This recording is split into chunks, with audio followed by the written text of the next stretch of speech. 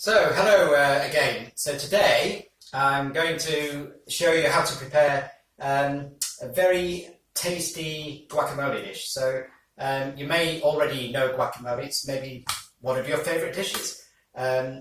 We do this probably every other week or so. It's something that we really enjoy, but we also like it to have a little bit more variety of taste and a bit of extra crunch than perhaps the standard guacamole. So I'm going to show you here how to just add a few more ingredients to it that make it a really kind of spicy, vibrant dish. So without more ado, I'm going to show you how we go about it. So I've already prepared an avocado. The reason is that I didn't want to just leave it kind of standing for too long.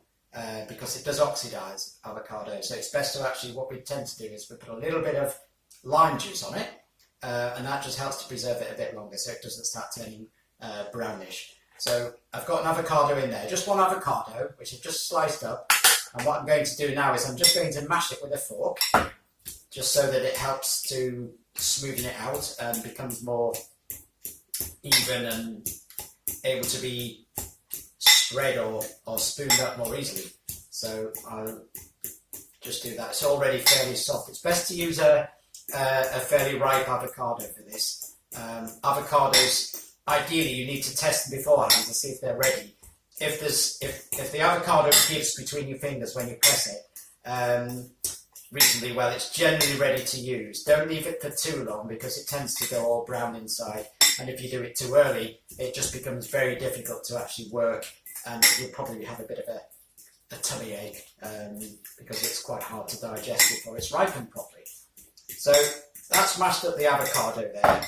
So to the avocado I'm going to add some curry powder, to which I've added some extra cayenne because we like cayenne so much. It's something we incorporated in a lot of our dishes, even on top of the curry powder, which is a fairly mild one. I've used probably about 2 teaspoons of curry powder and about a third of a teaspoon of cayenne. But just check with the cayenne first, because there seems to be a lot of difference between different brands, and some of them are really, really fiery. Others of them tend to not quite have the same amount of heat to them. So we have to kind of like make sure we just get it right. So I'm popping that into the avocado mix there. So just going to kind of just blend that in as well. So on top of that, I also add some dates, which I've chopped up into small pieces. The reason I do this is that dates give a little bit of sweetness that tempers the heat of the dish, and also it's just something that we like to have a little bit of sweetness in the avocado. So I've chopped 2 small dates into very small pieces. So I'll add that to the dish. In addition to that, we also like to add tomatoes. It gives it a really nice colour as well. And again, I've used just 2 small plum tomatoes that I've chopped up into small pieces. Add that to the mix. Just give that a little stir as well.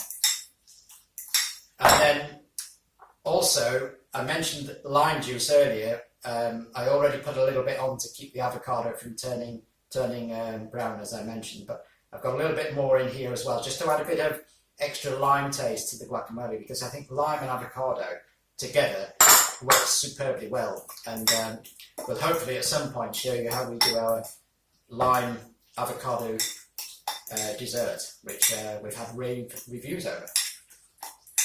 So the final 2 ingredients is celery, which again I've chopped up into very small pieces.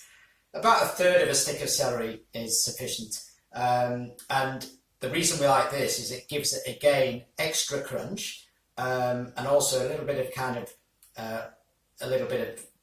moisture in the dish, which goes really well. So just add that. And finally, you could use garlic.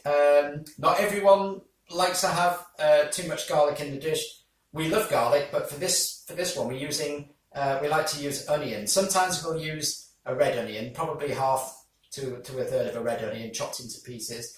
But as we didn't have any available today, I've instead used just a couple of spring onions, which I've chopped up into very small pieces. or as the Americans like to call them, scallions. So I'm going to add this to the dish, and then just mix it all together again. So in terms of avocado, I used one. Depending on how many you're making this for, one reasonable size avocado is enough to give you a dish for two for a meal, because it's very filling as well. But you could do more, and all the other ingredients just increase as you wish, really. There's no wrong way to do this. It's just about finding what works best for you. So that's ready. So just to show you, that's how it looks. We're just going to put that in the fridge, and then we're going to serve it probably on top of one of our homemade breads. Which thanks, Annette. Annette's got it here. This is one we baked this morning. Yep, and there's a recipe for this as well, also on this YouTube channel. And you mentioned the avocado and lime cheesecake. That's on our website. So that could be made there as well. Yeah. So our website is www.henryandhenryeu.com. Yep. Okay, thank you very much for your time, and we look forward to seeing you on our next video.